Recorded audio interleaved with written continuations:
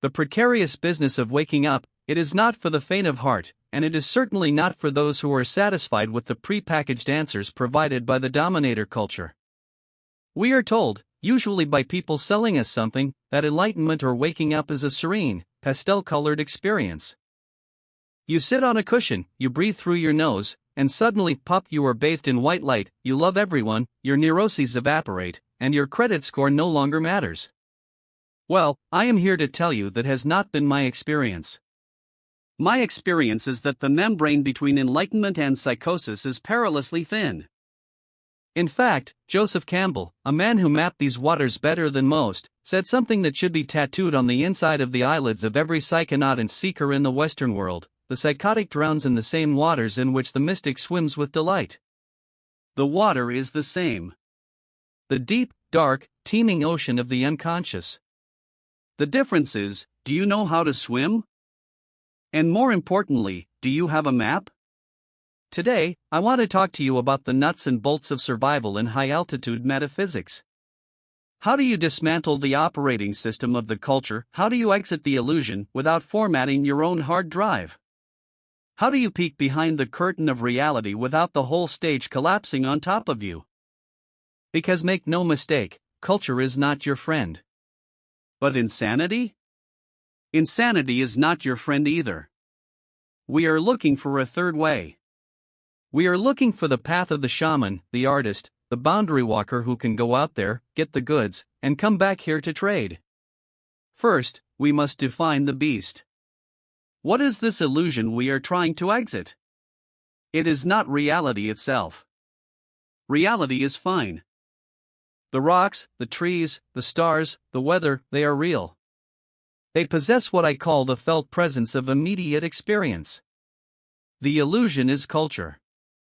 The illusion is the linguistic operating system that has been downloaded into you since the moment you emerged from the womb. Culture is a virtual reality suit made of language. It tells you that you are a citizen of a nation-state. It tells you that success equals the accumulation of widgets. It tells you that time is linear, that death is the end, and that you are a lonely ego trapped inside a bag of skin, separate from the universe. This is a hallucination. It is a hard, persistent, shared hallucination, but a hallucination nonetheless. It is a swindle. It is a game of three-card Monte played with your soul. The shaman, the visionary, the psychedelic voyager, they see through this. They realize that the world is made of language.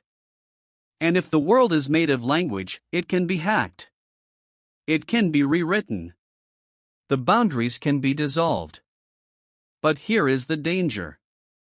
When you pull the plug on the cultural operating system, when you realize that America and Monday and the economy are just agreed upon fictions, you are left in the void. And the void is big. It is dark. And it is teeming with things that your cultural programming told you didn't exist. If you are not careful, if you strip away the illusion too quickly without having a new model to replace it, you don't get liberation. You get fragmentation. You get the howling madness of the chaotic attractor. So, how do we exit with our sanity intact? How do we become the mystic swimming with delight rather than the psychotic drowning in the deep end? The first tool in your survival kit is what I call the anchor of reason. Now, I am often accused of being irrational because I champion the psychedelic experience, because I talk about self-transforming machine elves and the end of history. But I am a rationalist. I believe in maps. I believe in data. You cannot just abandon logic. You need what I call intellectual Ju-Jitsu. When the walls start breathing and the logos offers you a jewel made of singing light, you must keep your feet on the ground. You must be able to say, this is happening. It is real. But I am still me. Many people who lose their minds do so because they cannot bridge the gap between the mundane and the magical.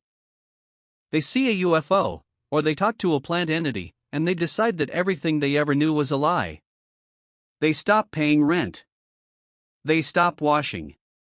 They start believing that they are the reincarnation of Napoleon or that the CIA is broadcasting messages through their toaster. Do not do this. This is a category error. The trick is to hold two contradictory ideas in your head at the same time without snapping. Idea A: I am a primate living in the 21st century with a social security number and a dentist appointment. Idea B: I am a multidimensional soul voyaging through a majestic, alchemical mystery. Both are true. The sanity lies in the balance. You need a model of the universe that is large enough to contain the weirdness without breaking. Read Jung. Read Hermetic philosophy. Read quantum physics. Build a container for the ocean before you open the tap. If you go into the deep water without a map, you are just a shipwreck waiting to happen. You have to be smart enough to know when you are hallucinating, and smart enough to know that reality itself is a hallucination. The second technique for exiting the illusion safely is creation. The illusion tells you to be a consumer. That is your role in the dominator culture. Consume brands, consume ideologies, consume entertainment, consume the pre-packaged anxieties on the evening news. The way out, the only way out, is to become a producer. We have to stop consuming our culture and start creating it. The only way to survive the abyss is to decorate it. When you feel the walls of reality shaking, make something. Paint. Write. Drum. Build a garden. Code a new reality. Why is this important? Because art is the process of taking the chaos of the unconscious, the scary stuff, the madness, the unstructured novelty, and forging it into something visible. Something shareable. The madman is overwhelmed by his visions. He cannot communicate them. He sits in the corner and mutters. The artist, the shaman, has the same visions, but he brings them back. He writes the song. He paints the canvas. Art is the lifeline. It is the thread of Ariadne that lets you walk into the labyrinth of the Minotaur and find your way back out. If you are waking up and you feel like you are losing your grip, look at your hands. What are they making? If they are idle, you are in danger. If they are busy, you are building your lifeboat. And then, we have to talk about the others. One of my favorite phrases is find the others. But there is a caveat here, a very serious warning.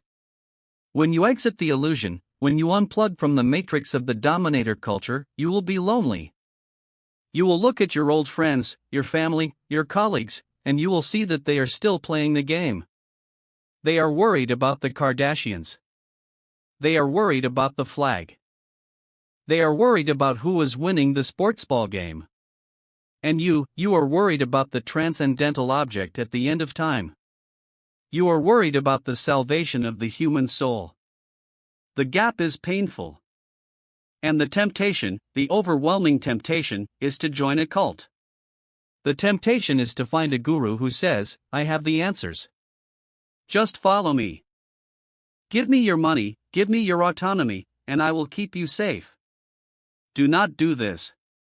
Exiting the illusion is not about trading one master for another. It is about claiming your own sovereignty. The moment you give your authority to a guru, you have just re-entered the illusion. You've just swapped a gray prison cell for a tie-dyed prison cell. It's the same structure. Find the others, yes. Find the people who want to talk about the mystery. Find the people who are kind, and smart, and weird. But do not follow them. Walk with them. We are looking for a community of free agents. An anarchy of spirit. If you find yourself in a room where everyone agrees on everything, leave. You are in the wrong room. Sanity is a dialogue. It is a conversation. You need friends who will look at you when you say, I think I'm the Messiah, and they will say, no, Terence, you're just high. Eat a sandwich and sit down. You need those friends. They are your reality check. Finally, and perhaps most importantly, to keep your sanity, you must return to the body. The illusion is abstract. It lives in screens, in bank accounts, in political theories, in the endless chatter of the monkey mind. Reality lives in the body. It lives in the dirt.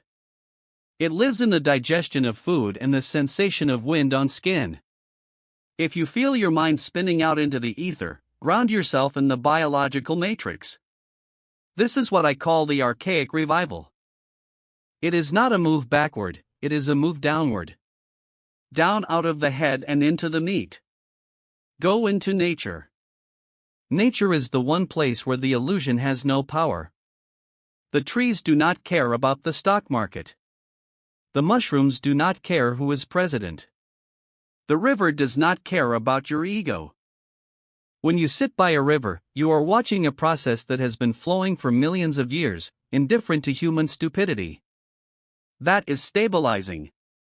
The shaman is always rooted in the earth. The sky may be open, the cosmos may be pouring into his crown chakra, but his feet are in the mud. If you are waking up and you stop eating, stop sleeping, stop taking care of your physical vessel, you are not ascending. You are glitching. You are crashing the system. Eat real food. Feel the sun on your skin. Hug people. The body is the antenna. If the antenna is broken, the signal is just noise. You see, the goal is not to leave this world. The Gnostics got that wrong. We are not here to escape a prison, we are here to transform a garden. The goal is to bring the jewel back. To go into the other, grab the insight, grab the novelty, and bring it back here, to the marketplace, to the living room, to the design of our cities and our relationships. To be in the world, but not of it. It is a high-wire act. It requires a sense of humor, what I call the cosmic giggle. You have to be able to laugh at the absurdity of it all. If you lose your sense of humor, you have lost your perspective. The universe is not a tragedy. It is a divine comedy. It is a play. And once you realize it's a play, you can stop taking your role so seriously and start enjoying the performance. So, the instructions are simple, though the execution is the work of a lifetime.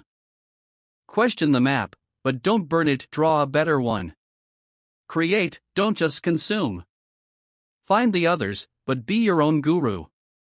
And when the winds of the void start to howl, hold on to the earth. The nursery is on fire. The culture is collapsing under the weight of its own contradictions. We have to wake up. But we have to wake up smart. We have to wake up together. And we have to wake up with a smile on our faces, ready to do the work of building a new dimension out of the ashes of the old.